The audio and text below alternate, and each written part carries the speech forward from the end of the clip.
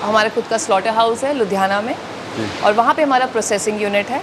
वहीं से हमारा प्रोडक्ट्स बन के जाते हैं विच आर बेकन, हैम, सलामी, पेपरोनी एंड सॉसेज। 25 से 30 एनिमल से शुरू किया था और इस समय पे हमारे पास 1000 से 1500 होंगे।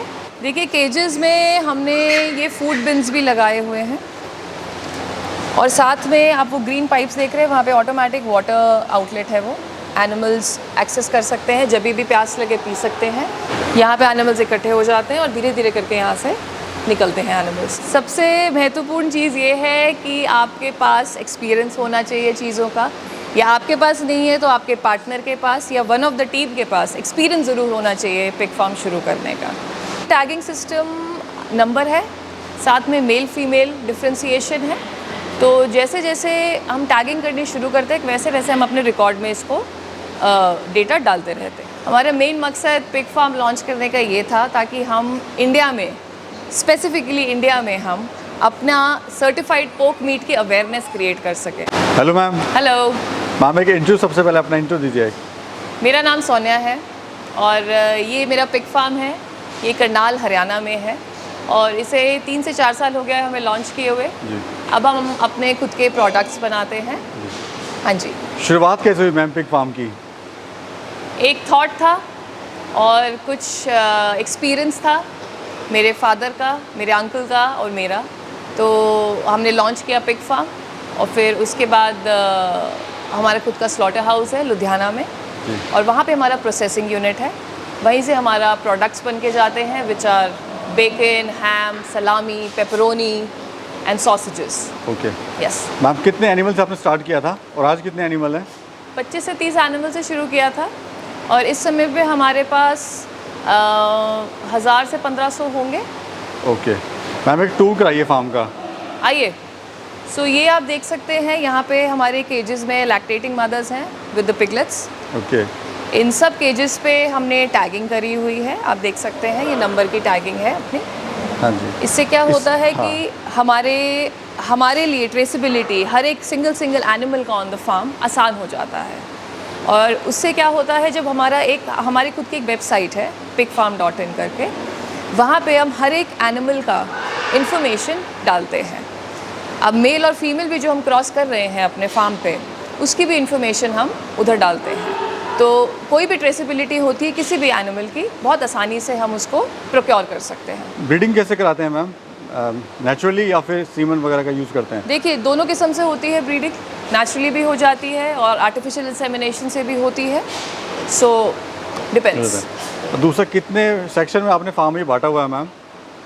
देखिए कम से कम 5 से 6 सेक्शन में बटा हुआ है। आप थोड़ा सा, मैं आपको एक टूर देना चाहूँगी, बिल्कुल आप व्यू देखिए। वहाँ पे सारे के सारे केजेस लगे हुए हैं for better ventilation, better air circulation and for a better view.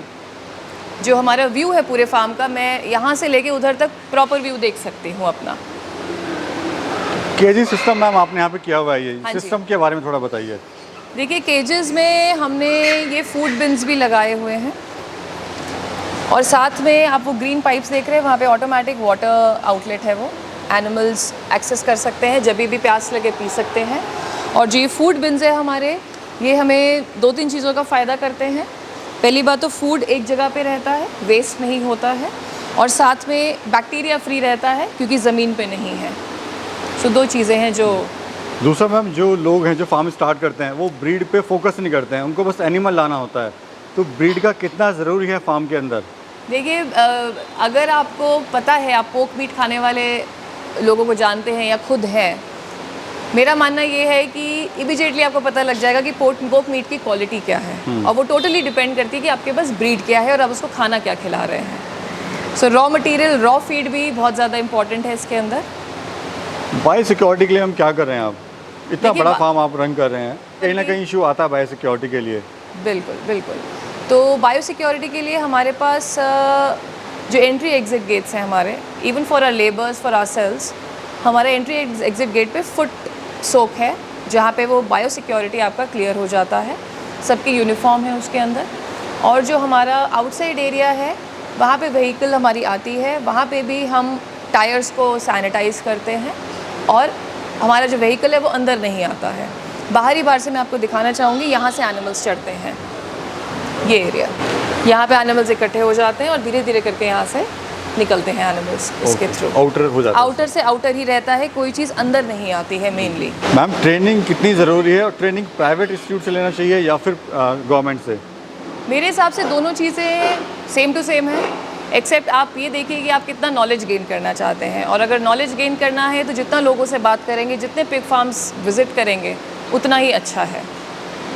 वो कौन सी ज़रूरी चीज़ें हैं जो ट्रेनिंग में पता होनी चाहिए, यानी जो फार्म स्टार्ट करने वाले हैं वो सीखें और ताकि लॉस कम से कम वो फार्म को प्रॉफिट में लेके जाएं? सबसे महत्वपूर्ण चीज़ ये है कि आपके पास एक्सपीरियंस होना चाहिए चीज़ों का, या आपके पास नहीं है तो आपके पार्टनर के पास या वन ऑफ द टीम के पास एक्सपीरियंस ज़रूर होना चाहिए पिग फार्म शुरू करने का। ये सबसे ज़्यादा महत्वपूर्ण पॉइंट है। ओके मैम, सेलिंग में कोई इशू है आपको इसमें? देखिए, मार्केटिंग ज़रूरी होती है करनी। प्रोडक्ट्स अगर बना रहे हैं या रॉ मीट बेच रहे हैं, उस पर डिपेंड करता है कि आप किस तरीके की सेलिंग कर रहे हैं। आप रॉ मीट बेच रहे हैं तो वो तो आप कहीं पे भी बेच सकते हैं। अगर प्रोसेस्ड आइटम्स बेच रहे हैं, उसकी मार्केटिंग भी करनी बहुत ज़रूरी है। ओके, यानी मार्केटिंग का कोई ऐसा कुछ बड़ा इशू नहीं है? हाँ जी, नहीं। ओके, दूसरा मैम मैं देख रहा हूँ जो यहाँ पे आपने बल्ब लगाए हुए हैं रेड कलर के, हाँ जी, ये क्या है मैम, इसके बारे में थोड़ा बताइए। जो ये बल्ब्स हैं ये बेसिकली हमने पिगलेट सेक्शन में लगाए हैं। वो विंटर्स में काम आते हैं फॉर वार्मथ, गर्मी थोड़ी देते हैं उस केज में, क्योंकि जब बच्चे छोटे होते हैं तो जब वो माँ से थोड़े अलग हो जाते हैं थोड़े समय के बाद, तो वो हम बल्ब्स को ऑन करते हैं ताकि उनको थोड़ी गर्माहट मिले। रिकॉर्ड कैसे मेंटेन करते हैं मैम अपने फार्म का आप? रिकॉर्ड ऐसे मेंटेन करते हैं कि जो हमारे हर एक एनिमल पे टैगिंग हुई है, देखिए आपको मैं दिखाती हूँ, वहाँ पे टैगिंग करी हुई है हमने हर एक एनिमल पे। हाँ जी, तो कैसे मेंटेन होता है इससे मैम? सो ये टैगिंग सिस्टम नंबर है, साथ में मेल फीमेल डिफ्रेंसिएशन है। तो जैसे जैसे हम टैगिंग करनी शुरू करते हैं वैसे वैसे हम अपने रिकॉर्ड में इसको डेटा डालते रहते हैं। और दूसरा हमारा pigfarm.in करके एक वेबसाइट है, वहाँ पे भी सारे के सारी जो ये डिटेल्स हैं हमारी on an everyday basis update होती रहती है। मैम आपको इशू स्टार्टिंग में क्या क्या आए थे और कितनी तरह की टीम है आपके पास इतने बड़े फार्म को चलाने के लिए? देखिए, इश्यूज़ तो एज सच मैं नहीं बता पाऊँगी, लेकिन टीम बहुत ज़रूरी है, बहुत इम्पॉर्टेंट है एक ऐसे बिग फार्म को चलाने के लिए, क्योंकि आपको ये भी ध्यान रखना है कि जो आपका एंड प्रोडक्ट है वो बिकना चाहिए। आपने फार्म तो डाल लिया, लेकिन उसके बाद जो एंड प्रोडक्ट है वो बेचेंगे कैसे? तो इसीलिए एक्सपीरियंस और नेटवर्किंग बहुत इम्पॉर्टेंट है। मैम अगर आपके फार्म की बात करें तो कितना प्रोडक्टिविटी, यानी जो फीमेल है कितने एवरेज कितने बच्चे देती है? देखिए, average to average good healthy female produce करेगी about 10 to 14 piglets. A good healthy female. Okay, उनका फीड भी मैम अलग होता है? बिल्कुल, लैक्टेटिंग मदर्स का अलग होता है, प्रेग्नेंट फीमेल्स का अलग होता है और पिगलेट्स का अलग होता है। सो न्यूट्रिशन वाइज हमने उसको बाइफिकेट किया हुआ है। अब जैसे हमारे ये सेक्शन है, ये हमारे लैक्टेटिंग मदर के सेक्शन है, जिसमें आप देख सकते हैं हमने इन पार्ट को अलग किया हुआ है ताकि जो रेस्टिंग फेज़ है और जो प्रोटोकॉल यहाँ पे फॉलो होता है वो आराम से फॉलो हो सके। सो इसके भी केजेस हर एक मदर को एक एक केज दिया हुआ है। मैम फ्यूचर प्लान क्या है? आपका प्लान क्या है मैम? फ्यूचर प्लान क्या है अभी आपका? बहुत अच्छा सवाल पूछा है आपने प्रवेश, इसका जवाब मैं ज़रूर देना चाहूँगी। हमारा मेन मकसद पिग फार्म लॉन्च करने का ये था ताकि हम इंडिया में, स्पेसिफिकली इंडिया में, हम अपना सर्टिफाइड पोक मीट की अवेयरनेस क्रिएट कर सकें। क्योंकि अभी भी आप देख सकते होंगे कि कभी किसी को हम इंडिया में बोलते हैं कि पोक मीट खाएंगे आप, तो लोगों का क्या रिएक्शन होता है कि अरे पोक मीट ये तो सुअर है, अच्छा मीट नहीं होगा। तो हमारा मेन मकसद ये था कि हम पिग फार्म लॉन्च करें और फिर हम एक स्लॉटर हाउस खोलें ताकि जो सारी की सारी जो सिस्टम है वो हमारे बेल्ट के अंदर ही रहे। उससे हम क्वालिटी कंट्रोल कर सकते हैं। हम खान पान इनका खुद देख रहे हैं, पिग फार्म हमारा खुद का है और स्लॉटर हाउस भी हमारा खुद का है और हम अपने प्रोडक्ट्स भी खुद बना रहे हैं। तो इसीलिए वन ऑफ द रीज़न्स कि we are one of a kind in India, और इसीलिए हमें सर्टिफाइड पोक मीट को हमें ज़्यादा प्रोपोगेट करना है। चैलेंज मैम क्या क्या आते हैं आपको स्टार्टिंग में? देखिए, चैलेंजेस तो पोक मीट सेक्शन में थोड़े रहते ही हैं, स्पेशली जब हम इंडिया में रहते हैं। Otherwise taking care of the quality of the meat is the most important. Now we have aced it. हमने थोड़ा उसके अंदर अब एक लेवल कर लिया है अपना।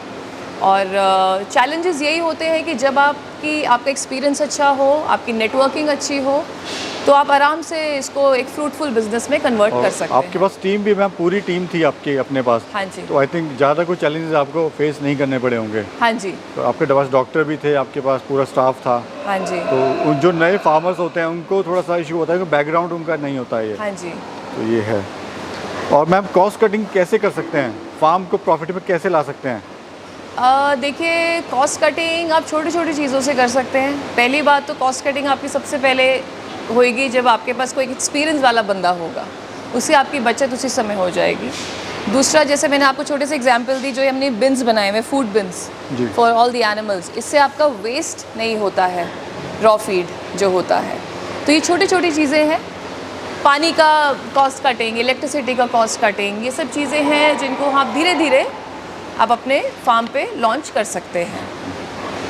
क्या सजेशन आप देना चाहेंगे मैम लोगों को, आने वाले लोगों को, यूथ को? Yes ma'am. मैं यही सजेशन देना चाहूँगी, देखिए, everybody should know where their meat comes from. So इसीलिए आपका भी जानना बहुत ज़रूरी है कि आपका पोर्क मीट जो आप कंज्यूम कर रहे हैं मार्केट में, वो आपका कहाँ से आ रहा है, कैसे आ रहा है, और किस फीड किया हुआ एनिमल को हम खा रहे हैं। सो ये आपका इन्फॉर्मेशन जानना बहुत ज़रूरी है, और आपका पूछना मार्केट में जो बेच रहे हैं उनसे ये सवाल बहुत ज़रूरी है। थैंक यू मैम, आपने बड़ी महत्वपूर्ण जानकारी दी, उसके लिए बहुत बहुत शुक्रिया आपका। Thank you. Thank you.